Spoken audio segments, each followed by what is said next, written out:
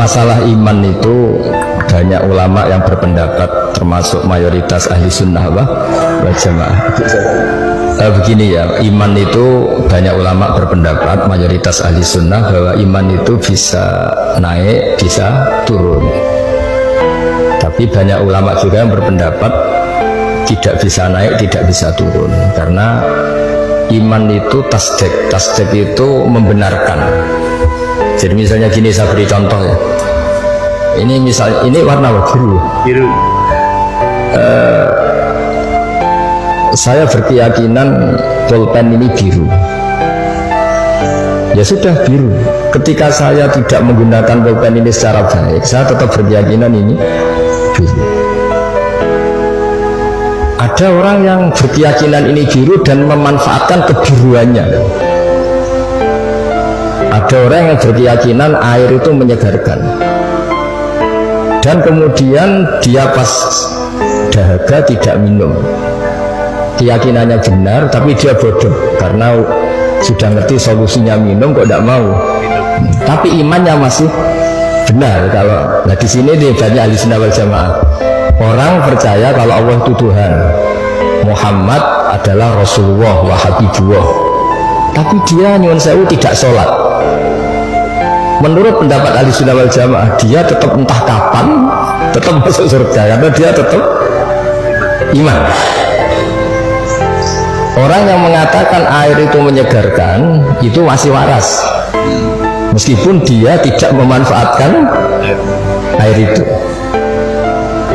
Orang yang mengatakan Allah itu Tuhan dan Muhammad kekasihnya masih waras, meskipun tidak sholat. Nah di sini makanya pendapat ahli sunnah itu gimana? Orang yang meyakini Allah itu Tuhan, Rasulullah kekasihnya dan Rasulnya, tetap mukmin, tidak menjadi kafir, meskipun harus disiksa neraka lama sekali karena tidak sholat, tidak zakat. Nah ini penting saya utarakan, di antara pembeda ahli sunnah dan tidak adalah ahli sunnah tidak pernah mengkafirkan orang yang maksiat, tapi tetap dosa. Nah, sekarang begini contoh paling gampang. Koruptor itu setelah korupsi masih warga Indonesia apa enggak? Masih kan? Penjahat juga warga Indonesia enggak? Jadi orang tidak tercerabut dari warga Indonesia hanya karena korupsi. Nah, jika iman dengan makna tasdik, maka iman itu seperti tadi. Tapi iman itu masalahnya adalah diantaranya itu, kalau sudah percaya itu yang ngambil konsekuensinya. Ya di sini mengalami yazidu wa yanqus. Misalnya cara wong Jawa, nek wis keceluk bapak ya tanggung jawab, nek wis keceluk suami ya nafakoi. Tapi pertanyaannya, suami yang sempurna gimana? Yang nafakoi, yang mencintai. Tapi jangan dibalik, kalau gak nafakoi terus gak suami, sama lagi suami mesti nganggur ya akeh. Jadi ini kan masalah-masalah yang menjadi perdebatan ulama. Nah kalau sama tanya gimana cara menambah iman, ya tadi dengan amal soleh, dengan.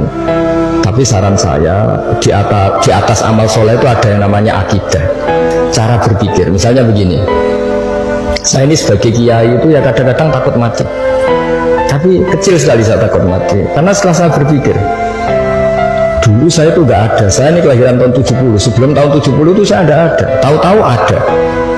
Dan ketika ada, saya tidak tahu cara ngatur jantung saya, paru-paru saya, sistem oksigen yang saya butuhkan. Artinya ketika kita hidup pun itu sebenarnya kita tidak pernah ngatur kehidupan kita. Kenapa kita takut mati? Takut, wah aku nak mati itu sewa pun di kuburan, terus ditimbun, diapa, terus bisa apa? Sebetulnya zaman kita hidup pun kita bisa apa coba? Apa terus mentang-mentang bupati dia ngatur jantungnya sendiri kan ya enggak? Apa mentang-mentang presiden terus bisa ngatur oksigennya kan enggak? Sebenarnya zaman kita hidup dia tidak bisa ngatur diri kita. Makanya inna sholati wa nusuki wa mahyaya wa mamati lillahi rabbil alamin. Jadi ulama itu melatih itu. Makanya manusia itu pernah jadi janin, ini untuk pelajaran. Kata orang-orang tasawuf, janin itu ya pernah protes sama Allah. Ya Allah, kenapa saya punya kaki? Memang untuk apa? Karena dia di kandungan ibu, masih dirahim. Untuk apa punya kaki? Saya tidak perlu jalan-jalan. Untuk apa punya tangan? Tapi setelah lahir baru tahu gunanya kaki sama tangan. Nanti mati juga gitu. Artinya zaman kita hidup sendiri.